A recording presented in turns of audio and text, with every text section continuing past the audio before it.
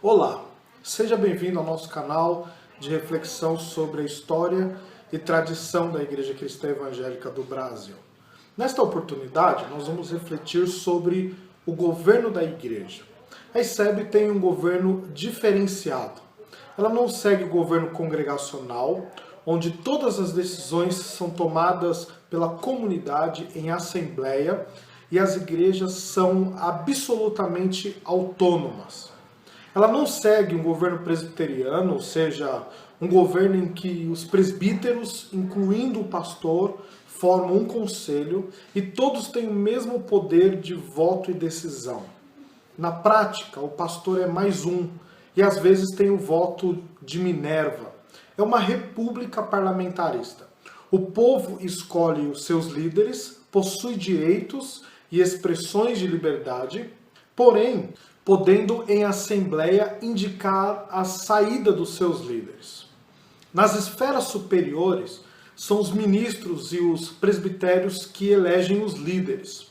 Os sínodos e supremos concílios são concílios de presbitérios e sínodos, e não de membros e de igrejas. Há uma burocratização um pouco maior, desde a igreja local até as assembleias superiores. A ICEB não segue o governo episcopal. Esta forma de governo centraliza suas responsabilidades e decisões na pessoa de um bispo ou um colegiado episcopal. A participação dos membros e da igreja é pouquíssima ou nenhuma, principalmente se a prática do governo for ditatorial. A comunidade não tem direitos de decisões e nem mesmo para colocar ou tirar os seus líderes. É aquilo que na política nós chamamos de oligarquia. O governo cristão evangélico é um governo democrático representativo simples. Também é uma república, mas não parlamentar, pois desde o nível local até o Concílio Nacional, os membros e as igrejas devem participar.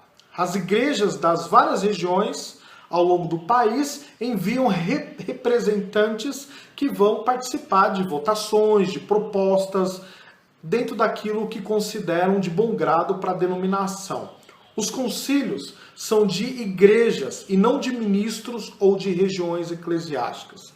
Na igreja local, os membros são convocados para uma assembleia, esta elege os seus líderes, pastor, presbíteros e diáconos, e ainda elege também uma junta administrativa chamada Mesa Executiva e Administrativa Local.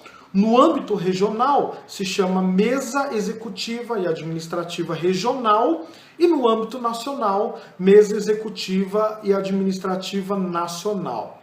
A Mesa Executiva Nacional é que cuida da denominação, administra a denominação nos interregnos dos concílios, ou seja, o Concílio Nacional é o órgão supremo da denominação.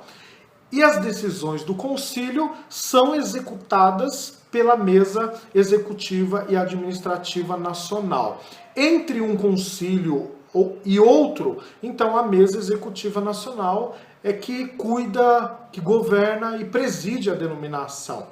No caso da igreja local, é a Mesa Executiva Local juntamente com o Conselho Espiritual.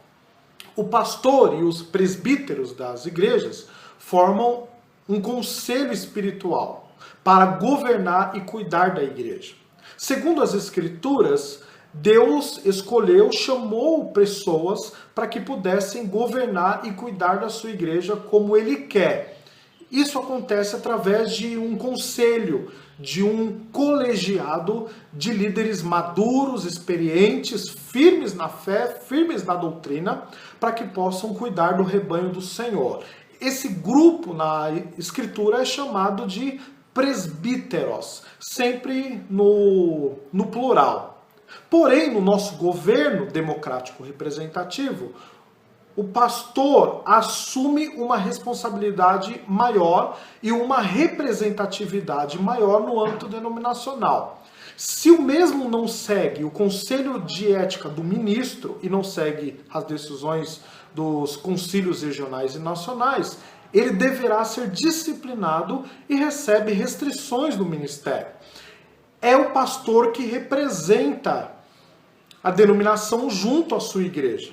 Então a igreja recebe uma autonomia em questões administrativas, uma autonomia limitada e supervisionada, e no aspecto de doutrina, de perfil, identidade, de liturgia e de outros assuntos afins, não existe tanta autonomia assim, porque o pastor é responsável para prestar contas da sua igreja local à liderança denominacional a nível nacional. A Igreja Cristã Evangélica do Brasil é de fato uma denominação.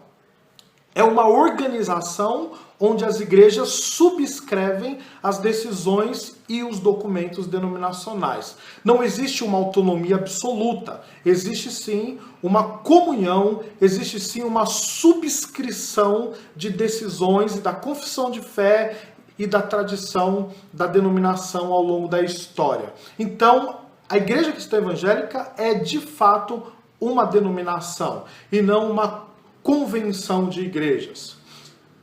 Em qualquer governo humano se requer lealdade do líder.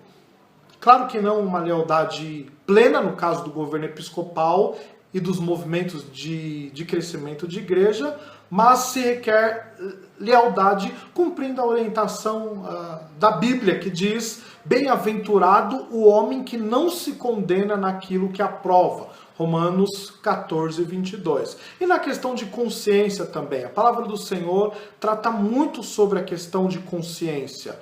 Aquele que é contra a própria consciência, ou seja, faz ou está em uma comunidade que não concorda, ele não deve ser digno e idôneo na sua vida ministerial. Então é importante entender essas coisas, como que funciona o nosso governo, como que funciona a nossa comunhão eclesiástica, como que funciona o nosso perfil e a nossa identidade denominacional, para que não haja confusão, para que não haja divisão e realmente a Igreja Cristã Evangélica do Brasil cumpra a sua missão diante de Deus no processo de evangelização mundial e de edificação dos crentes.